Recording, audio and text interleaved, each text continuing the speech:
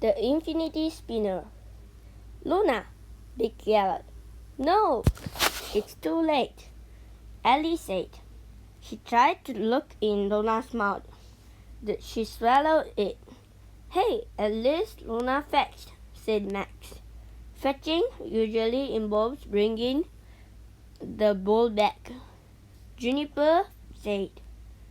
Ellie couldn't tell if she was angry or making a joke, but she looked worried. Excuse me, ma'am, but what was that thing? Asked Ellie. She imagined all kinds of bad things happening to Luna.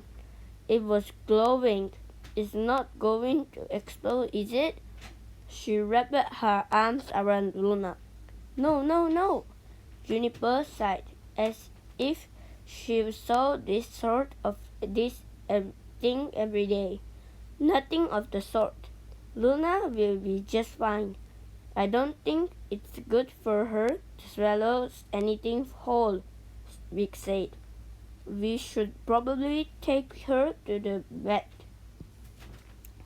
She had to spell it because Luna hated going to the veterinarian, and she'd run and hide if she heard him say the word out loud. Good idea, said Juniper, because we need that Infinity Spinner back. The sooner the better. I have a lot to teach you. Ellie looked at Vic, who looked at Max. What's an Infinity Spinner? Max asked. And will it do something bad to Luna? Ellie asked. It won't do anything, at least not on its own.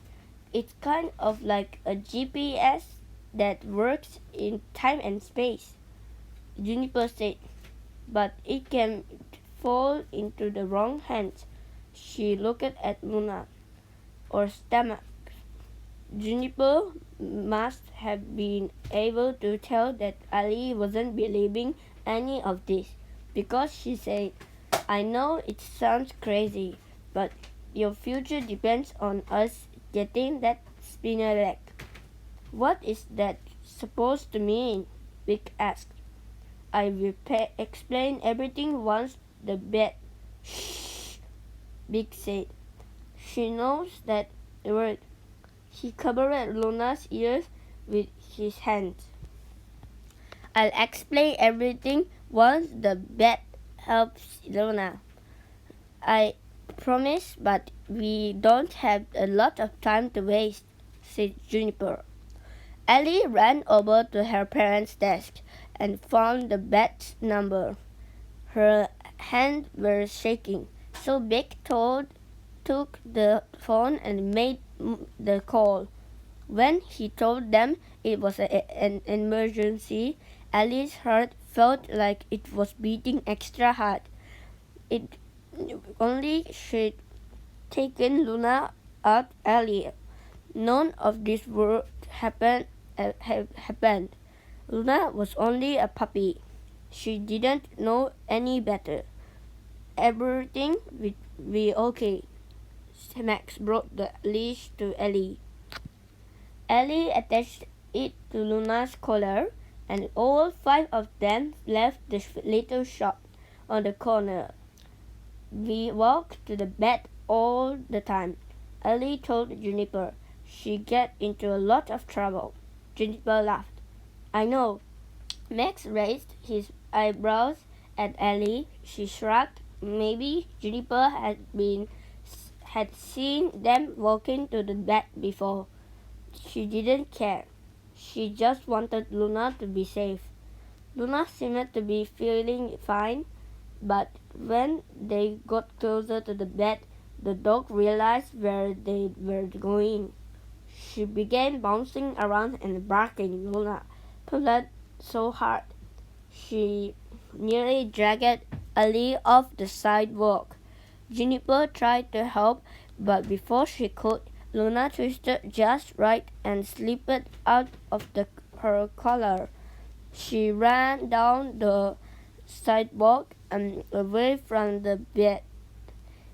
dashing between people as she went. Luna! All three kids yelled and chased after her.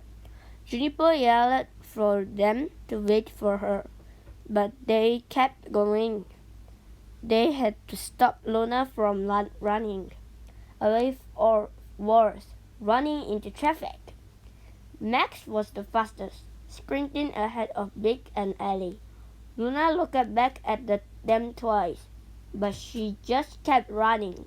It looked like she was even smiling at them, enjoying the chase. Luna! Ellie pretended she had something in her hand. Treat! Genius, Max said. Luna stopped running. She turned to them. She sniffed the sidewalk. She sniffed a man's shoes. The man grabbed at Luna, relieved that someone had stopped to help. All three kids ran toward him, but he had a smile on his face that wasn't entirely friendly, and he was wearing a long cloak like Juniper's, only it looked like it was made out of something like tinfoil, which didn't make any sense in the middle of the afternoon. Actually, it didn't make any sense at any time. Ellie did not like the look on his face, and she wanted her puppy back. No! Juniper yelled. When she saw him, startling everyone, the man let go of Luna and ran. Luna went right on sniffing. Who was that? Big asked. Just get the dog, Juniper yelled. Fast! Then Luna started chasing her tail. What in the world is she doing? Ellie asked. I think she forgot about the bed, Max said. Now's our chance to catch her, Ellie said. They snuck up on Luna and she spun 5 times, happily playing with her own tail like it was the very first time she'd seen it. But just as Big was about to grab her, they were blinked by a flash of light. Then the 3 of them were lifted off their feet, and everything seemed to spin. The last thing Ellie heard was Juniper yelling, Wait! When the flash of light was gone and the spinning stopped, Ellie rubbed her eyes. They were no longer standing on a sidewalk in the city. They were in the middle of the ocean, on the deck of a very large ship. 3. All aboard. Ellie grabbed the railing. Luna was nowhere in sight. Ellie tried not to panic, but Luna was still so young. How would she know what to do on a ship? How would they know what to do on a ship? This had to be some kind of strange dream. Ellie started at the enormous decks above them. Max leaned over the railing and peered at the raging waves beneath the ship.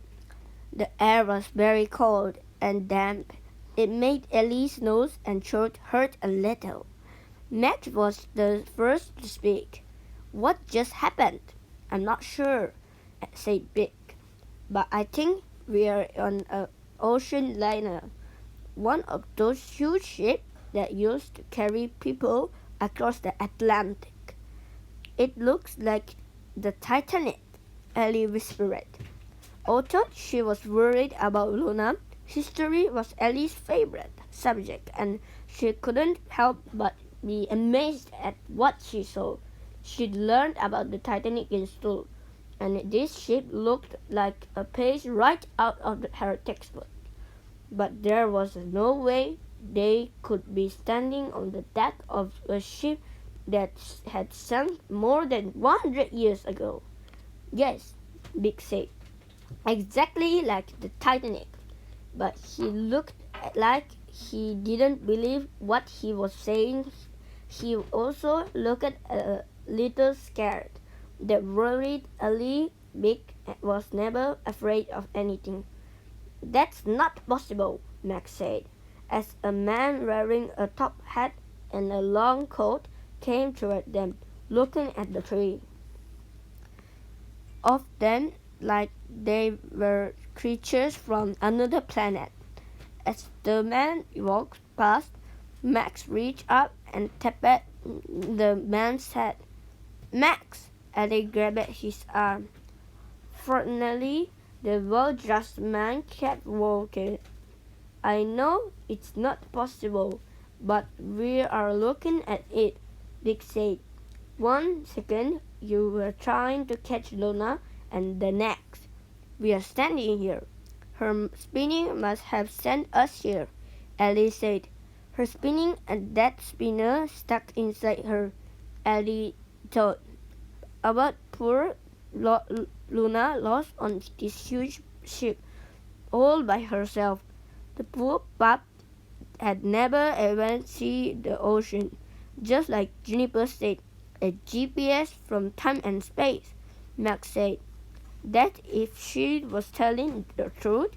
What if it turned Luna into a portal of some sort?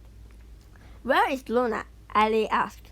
She looked down the deck in both directions, and all she saw were people in the distance.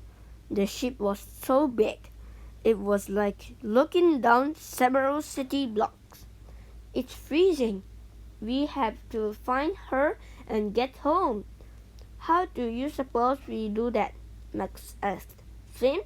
Ali hacked herself to keep warm. If we're right and Luna's portal and chasing her tail got us here, chasing her tail again has to get us back, right?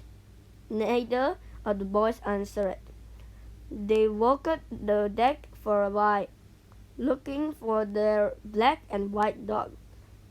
They passed lifeboats hanging above the deck and large red and white flotation rings. Everywhere they looked, there were doors and passengers leading off of the deck. Ali might have actually enjoyed exploring the massive ship if she weren't so worried about Luna and getting home. Every once in a while they called Luna's name, but there was no sign of her, and Ali wasn't sure if Luna would even be able to hear them over the crashing waves and groaning ship engines. She also wondered if maybe Luna hadn't made it to the ship in the first place. Maybe she'd spun off something else. Maybe the three of them were stuck there. If Big was right, and this was the Titanic, they were in very big trouble. As they turned the corner near the front of the ship, a man dressed in a white cap and a black jacket with lots of buttons stopped them.